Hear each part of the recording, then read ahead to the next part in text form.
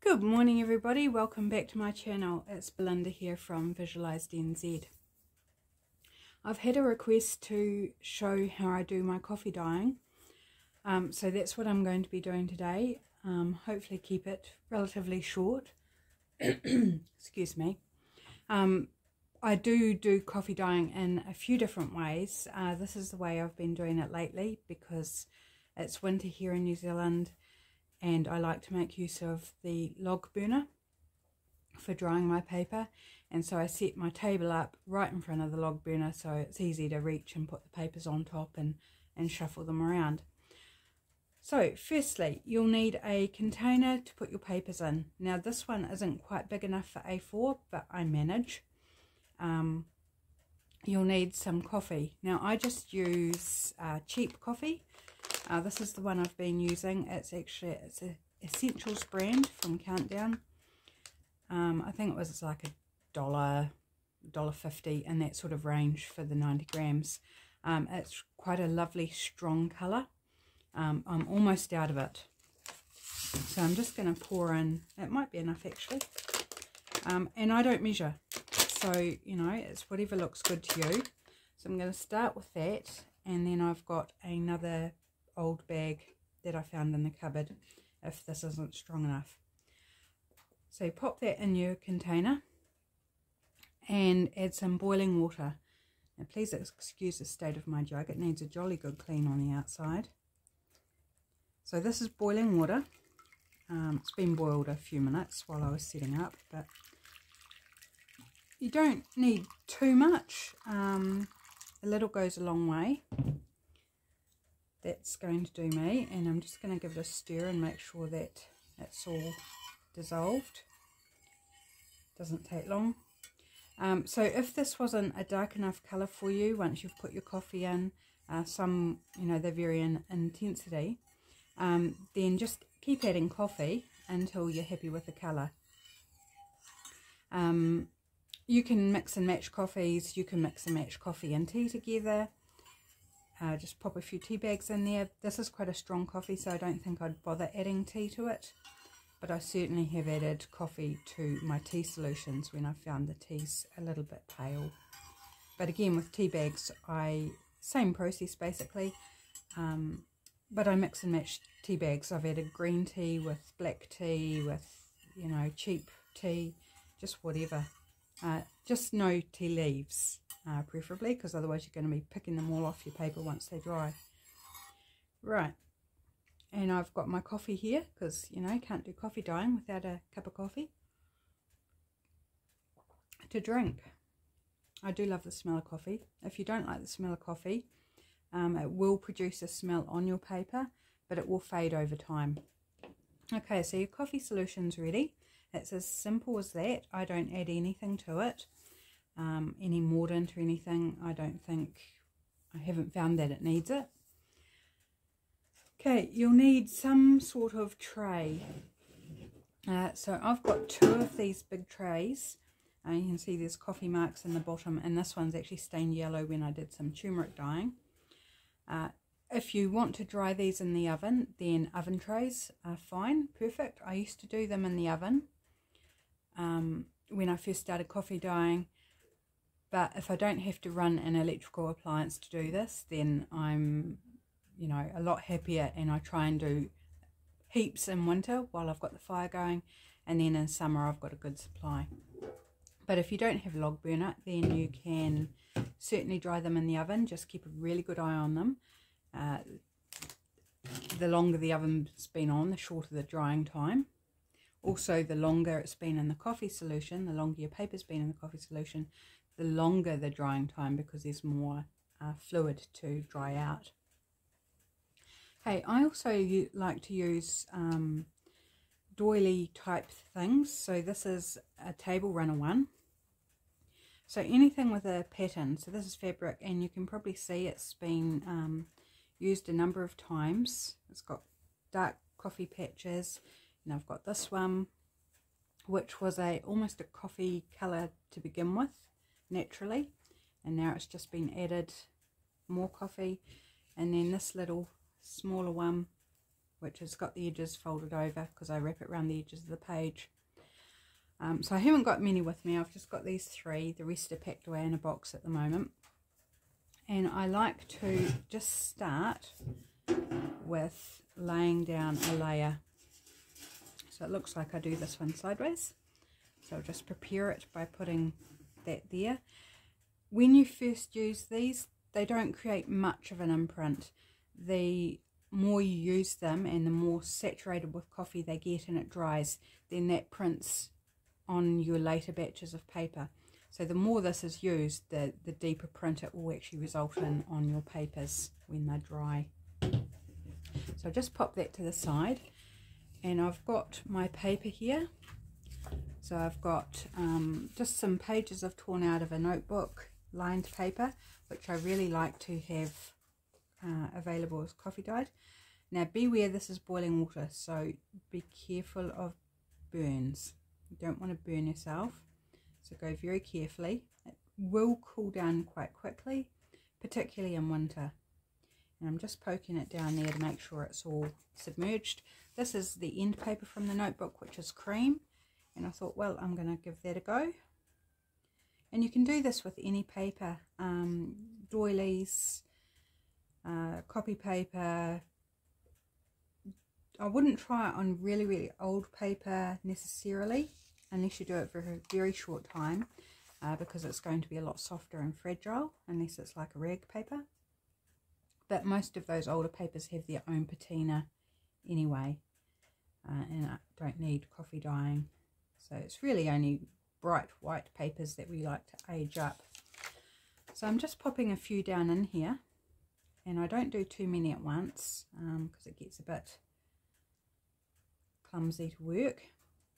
Okay, and then I try, if possible, go back down to my first one, and this is quite hot, so I'm just being really careful.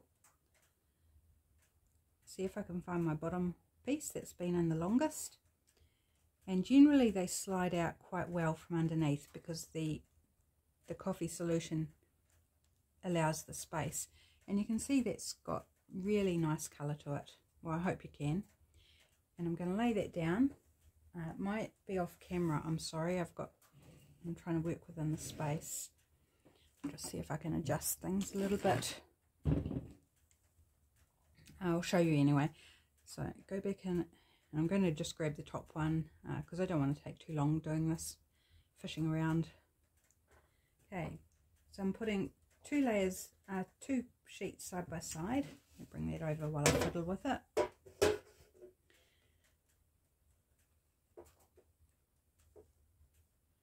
Now I can fold this lace over and do the next layer, but I'm just going to put a second layer on top of those. And what that will result in is I'll get a lacy print on one side, and then I'll get a sort of more squarish pattern or lined pattern where these overlay over top, if you understand what I mean. And these little bits where it's torn out of the spiral bound notebook, they're going to create a pattern on the pages as well underneath. So I'm just going to layer those up, and because I haven't got much doily, I'm doing this. And then when you've got these little, I don't know if you can tell, there's an air bubble under there, that's going to create a pattern as well. So I work like this, just layering up the bits of paper. So I've also got some typing paper here, which is old from when I was at high school. Cost $2.45 from Paper Plus back in the day. I don't know what it would cost now, but I can guarantee it's going to cost more than that. So this is an A4 sheet, and you can see that my container is not quite big enough. Ideally, it would be good to use a container that is big enough, but it's still doable. You just got to move it around a bit, and it won't get as saturated because obviously it's not all resting in your coffee solution all at once. But you know, if you haven't got a container big enough, it doesn't mean you can't do it. It just means you might get a slightly different result, and you can give it another pass back through. Now surprisingly, even though the paper's wet, it is quite robust. Handle it gently, but it takes a little bit to tear it. Okay, and I'm just going to lay that on top of my lacy doily like so. Another thing you can do as you go is, as it's drying, you can go in and just like put splatters. I just do it with my fingers. You can use a spray bottle. I'm doing this while it's still wet, so it's really going to sink in rather than leave splotch marks. But I just wanted to show you that that's something else you can do. I'm going to do another sheet on top of that. You see I'm leaving, if you can see that, and I don't know if it's in camera, my fingers leaving coffee marks when I handle the papers, the clean papers. So you'll get some transference. So you want to work on a surface that's easier to clean, because you will get some spillage, some drips and things happening. If you put down a backing paper like some butcher paper or something, then you'll get some nice coffee splatters as you're transferring from your coffee solution bath to your drying tray. Okay, I'm going to go in with another bit of doily. This one's quite pretty, I like this one. I just wish it was bigger, but these, where these edges are folded over, I wrap those around the paper, and that creates a nice sort of curved edging on the paper, which is rather pretty. So it's just a bit of a trick, because the edges are sort of dried, folded over, is to get them open enough to put your paper inside. So I'm going to turn it upside down. You could actually soak these in the coffee solution as well. They're just going to take longer to dry. They will get wet just from your paper, but if you soak them in the coffee as well, just briefly, you wouldn't need too much because they'd absorb very quickly. Yeah, your paper's going to take longer to dry than what it will if you don't. And once they're lovely and you know, used several times with all that coffee soaked and dried into them, they do leave lovely prints. Okay, so put that one on top in the middle, and I might just have to wet the edges because they're used to being folded the other way. I don't know if you can see what I'm doing, so I'll just bring it over. So I need to fold them back the way they used to being folded. The opposite, I mean. And so you can just damp it down to make it stick. Sorry about the noise. Metal on top of ceramic or pottery. So that one I think is going to stay. And I've only put one layer in this because I'm just trying to show you different ways of getting different effects. So, just trying to get that to stay where I want it.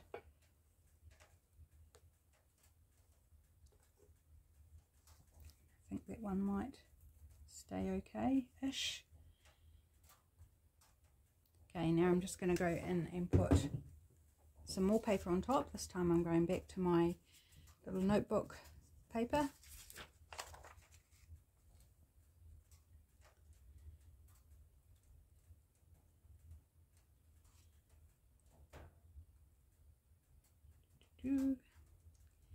And I'll just layer up as many as I want to. I tend not to do too many because it takes longer to dry, but when I'm home it's not a problem. You know, I've got all day to fluff around and switch it around. And what I'll do is the top always dries darker, and I think it must be something to do with the air, being exposed to the air as it dries. So as they dry, I'll shift them around and change the top layer to the bottom layer, or if the top layer is dry then I'll remove it and let the next layer down dry, and I'll shift the one on the bottom. The bottom can dry quicker as well because it's the closest to the fire, so I'll just flip them around as they're drying as well. And so you'll see here I've got a bit of pooling where they're not sitting flat, and that'll create marks as well. And you can see some really interesting, or hopefully you can see interesting marks underneath between the two layers.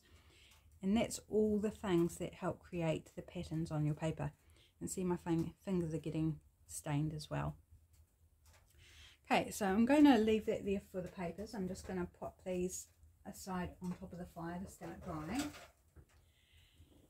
And once I've done as many papers as I want to do, I then go to my bag of strips. Okay, so I've got strips of paper here that I've cut off of printables when I've trimmed the edges, when I've finished fussy cutting, bits of book page, blank bits of envelope, anything that's white and I consider usable. I didn't really need to tip them all out because I'm not going to do them all now. There's even bits of cardstock here. So what I do with these, this is a bit of a calendar, I think it feels like. This is the edge of a jelly print on copy paper. Lots of copy paper or presentation paper in here. There's a bit of bond paper. And I just shove them all in. That's a strip off the edge of scrapbook paper. Here's a bit of envelope. Another bit of envelope. So mostly strips because they've been cut off stuff. This is presentation paper, I think. I don't appear to have any book page at the moment. More bond paper. And here's some cardstock, some white cardstock.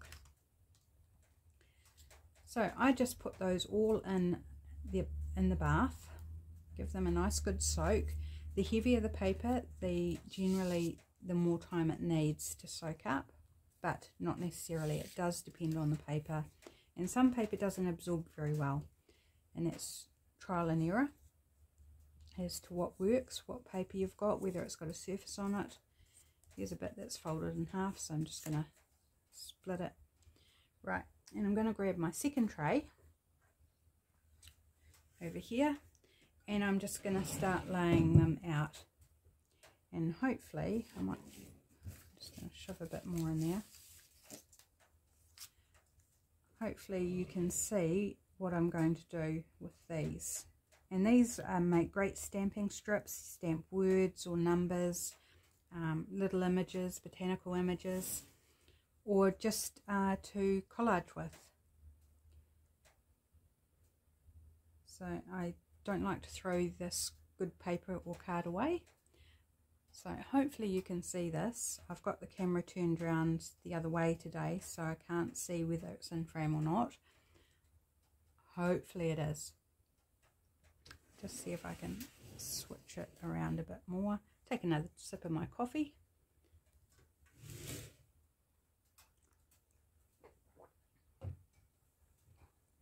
Right, hopefully there. Get a better view. And this is cardstock, and you'll see how it's got a, or hopefully you can see it's got this clear strip in the middle. I'm not sure what causes that, but it's okay. This is a process that's not about perfection. It's about making your paper look older and giving it some interest. So here's our big long bit of cardstock. So if you can see, hopefully, I'm just laying them on the, oops, I just ripped that bit. It's alright, still usable. I'm just laying them out, however, and at the moment I'm keeping them as a single layer, just side by side, but that's not going to stay that way.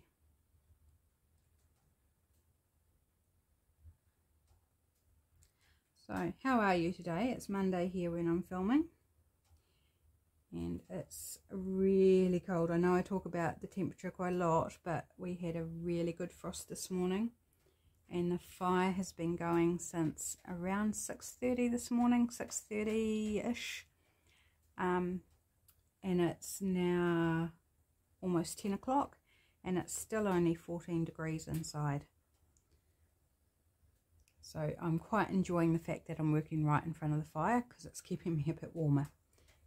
because my desk is on the opposite corner to the fire with a chair in between, so I don't get direct heat, particularly when my husband's sitting in the chair, which of course he's at work. Okay, once I've filled up the bottom layer, I then come in and just lay over top. Hopefully you're seeing this. And what this is going to do, it's actually going to create lines and voids. They'll still be coloured, but they'll be a slightly different colour. Voids, both on the strips on top and underneath. And this is an alternative to using like lace. Gives a different effect. And I discovered this by accident because I'd run out of the doilies that I was using, and I thought, oh well, I'll just layer them up and hope for the best. And yeah, it's just a cool little difference.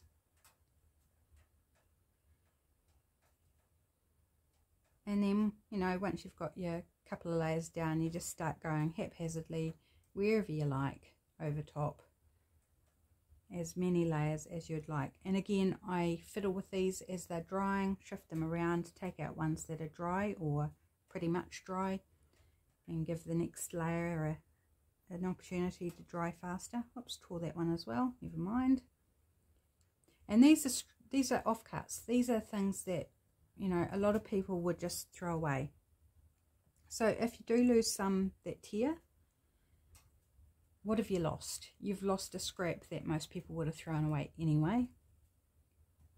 And even if it does tear, you usually can use the parts, the other parts, like away from the tear, or use the tear as, you know, your lovely textured edge, and tear the other edges to match. So nothing's lost. And I love doing this. The hardest part with doing the strips is they get lost in the coffee solution because you can't see them. So you kind of got to feel round a bit. Now, as your coffee solution cools down, you'll notice that I'm having no problems putting my fingers in there because it's actually quite cool now. It takes to the paper less. So it takes longer for the coffee to soak into the paper than when it's hot. So the hotter your solution, the more it will sink in. So I'm just going to do a few more here while I'm at it. And then I will pause the video and hopefully show you some results from the drying.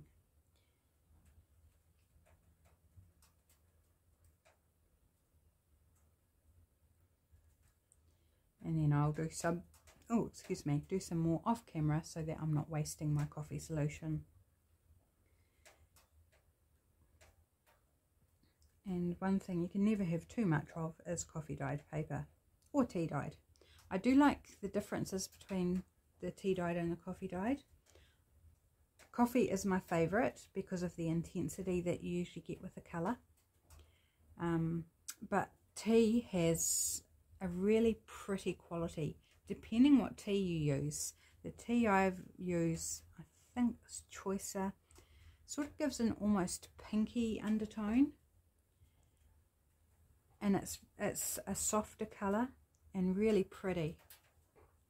So I do like the tea as well. I don't do as much tea dyeing because it takes several tea bags. Sometimes I'll collect them up from cups of tea that we've had and then give those a soak for a while and make a tea solution and do some tea dyeing, which I probably need to do because I haven't done it for a while. But my absolute favourite is the coffee dyeing. Just, you know, the intensity you get for a short amount of time really is quite satisfying. Okay, so don't forget, as it's drying, if you can still do it in the oven. You can, whether you're doing it in the oven or on top of the fire, go in and give it a splatter every now and then with just off your fingers to give some coffee splashes that will dry. I'm just going to grab this doily here to dry my fingers off. Okay, so I'm just going to pop that to the side. Now, what if you don't want to use the oven and you don't have a fire? Not a problem. You can still coffee dye, and drying just takes longer. I guess you could use like a heat gun or a hairdryer or something. I haven't tried it. But if you've got a plastic container, you know, big plastic container, you can do the same thing, and I do have one for doing this. I used to do it at the shop when I had my shop, as I'd do it in the back of the shop and just leave it sit in the container without a lid on for about 3 days, I think, roughly, and it would just dry naturally. Do have to watch out for any mold if it's in a damp place, and the shop did tend to be a little damp at times, but I didn't notice any mold happening. But certainly if I tried that at home, I think in winter I would get a bit of mold, because we've got quite a cold home, old home with not much insulation. But about 3 days, and layer it up again with the doilies, and you'll get some beautiful prints from your doilies onto your paper. And you can also add in scraps of card. Now, I did not grab any out, but coloured card, purple, blue, pink, whatever, you just need to test it first to make sure that the colour will leach out of the card, because that's what you want. You want card that is not colour fast. If you use colour fast card, just don't bother. So do a wee test to make sure that the colour will come off, and then just tear scraps of your card and layer it up between your paper and your doilies. If you're using doilies, you don't have to, and your card, and you'll end up with bits of that colour transferring to your paper and drying, and that's a really pretty effect as well. I've only done it a few times. I can't really do it at home because I've got nowhere to leave the container where cats are not going to hop in, and if they hop in, they're going to dig in the paper and ruin it. So once I've got my studio sorted out, I might be able to do that, but I would only do it here in summer at my home. I'd only do it in summer so that we don't end up with any mold on the paper. So there's multiple ways you can attack this. There's also a method where you can create bubbles, and I might do that in a separate video. We'll see. It's quite fun. It's time consuming, probably more, well actually yes, more time consuming than this, because you've got to individually do each paper, and you need, you know, some good lungs to keep blowing through a straw. But it's fun, and it produces really fun result, and I've been playing with that lately as well. So right, I'm going to leave it there, and I'll come back when the paper's dry and show you what we've got. Thanks for joining me so far, and I'll see you again soon. So I'm back again, and my papers are all dry, although I haven't opened one of the tins yet. So this is my tray rather, of strips. I'm just hand holding this, so hopefully I can keep it steady enough for you guys. So I went ahead after I turned off the video originally and did most of what was in that bag that I tipped out, so a lot of papers. So these are all dry. You will notice, hopefully it picks up, that they're a bit crinkly, some more so than others. So you can see that long sideways strip there is quite crinkly. So what I do is, once everything's dry, I just pop it all on one of the trays, and then I sit the other tray on top of it, and then I weight it with some magazines and books and whatever heavy things I can find, and leave that for as long as I like. So the last lot I did prior to this, I only took out of the tray when I came to do these. I obviously hadn't needed them in between times, so they're nice and flat. So leave them as long as possible, really. A good few days will do the trick. The last batch were left in the tray for probably a month, maybe. That certainly worked. I just pulled out a few to show you. So there's this one, and look at all the speckledy goodness and the lines. And the lines are created by just how I laid the papers down and overlapping them. So there's this really cool one. This darker one is on cardstock, so it's super cool. And then just, you know, look at them. They're so yummy. And if I turn them over, you'll see the other side is quite a bit lighter. Now this is really good because it gives you options. So if you want to stamp something in, say, a sepia or vintage photo or something, a lighter ink than black, say, then you can do it on the less colourful side and less textured as well. Or you can do it on the really colourful side, and these make really good strips just as they are for decorating a page or a pocket or something, because they're super pretty. I'm really happy with how that batch turned out. Really love it. And if I can just swap hands here for a second and grab a piece of white paper to show you the difference. So that's the coloured paper, and this is the colour it used to be. So even those lighter pieces, you can, whoops, focus, you can still see that there's quite a colour difference in that. So yeah, even though it looks like nothing much has happened to it, it's certainly different on the other side, but even that paler side still has colour and pattern to it.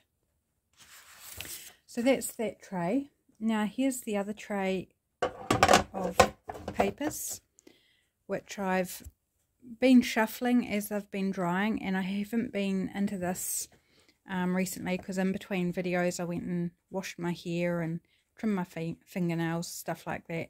So if you do things in between, if you leave the room, please take them off the fire if you're using the fire, or turn the oven off and take the papers out of the oven, because super quickly things can go bad and you need to always be safe.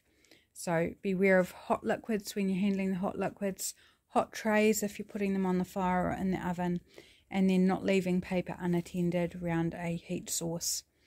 So we always must be careful. So on these, you can see where I've gone in and splattered them as they've been drying. The wetter the paper is when you splatter it, the more diffused those splatters are going to be. So if I pour one over here, these were splattered while the paper was still a little bit wet. So each splodge is sort of spread out more. Whereas these ones on this page, the paper was dry. Essentially dry. It was a little bit damp, but mostly dry when I splattered it. So they've kept their shape and got quite hard dark ridges. So you can get different effects depending on when you splatter it. So if I pull out a little bit, you can see the whole sheet. I mean, look how yummy and textural that is. And again, you've got a different effect on each side. One side is lighter than the other. So again, I'll put it on that white paper, and you can see it really is quite coloured. So it's super yummy. So I'm going to one-handed open the rest of these papers out, and we can both have a look, or all have a look at the same time.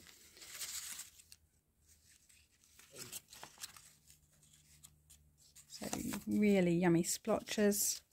This one actually feels like it still might be a little damp. But here we've got the pattern from the edges on the note paper. So this edging has created this pattern. And then the doily effect here. Yep, that's still damp in that corner. So I'll have to put that one back on the fire for a little bit. And some of the others might be like that as well. So I'm going to pull out that doily now. And we've got some... Yeah, these ones are still a little damp because they weren't on the fire while I was having my shower. So they haven't had as long as what I feel they've had. So that one's quite dark on that side, and flipping them over. And then there's one or a couple in between. Yep, they're still damp. And there's another one underneath there as well. See if I can just pull it out. No, it's not going to let me pull it out. So they're damp. They're still slightly damp anyway. It's been about 2 hours since I set these up, but there's been about at least 45 minutes of that time when they haven't been on the heat source. So yeah, it can take a couple of hours of shuffling around. Now I did pull out some of these ones that were dry just to show you as well. So again, splatters, and on the back you can see the doily imprint or pattern on that one.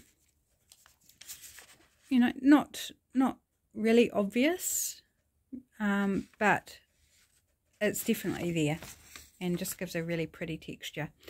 This darker patch and these lighter patches here, they're all created by air bubbles between the layers of paper as they're drying. So that's another fun effect. And then here's some more of the doily print. Sorry, trying to get rid of the shadow, but it's not working. And this one here is actually the end paper. Oh, my fingers have got all dry. That's working in the hot coffee that's made my fingers dry. This one was the end paper from the notebook, which is like a bond paper. And this speckling that you can see in here, that's from the doily as well. That's from the actual fabric rather than the gaps in the fabric. And it's the old coffee taking to the paper, which I think is a really cool effect as well. So there we go, guys. There's my coffee dyeing results. And I've still got coffee there, a coffee solution, so I'm probably going to go do more. So it's something I do like to have do heaps of at the time. Once you set up, you just want to do a whole bunch of them. So now I'm going to stitch I think 3 parts of this video together, and then I'll upload it, so it should be able to be viewed by this evening. Thanks for joining me, guys. I hope this was useful, and I'll see you in the next video. Bye.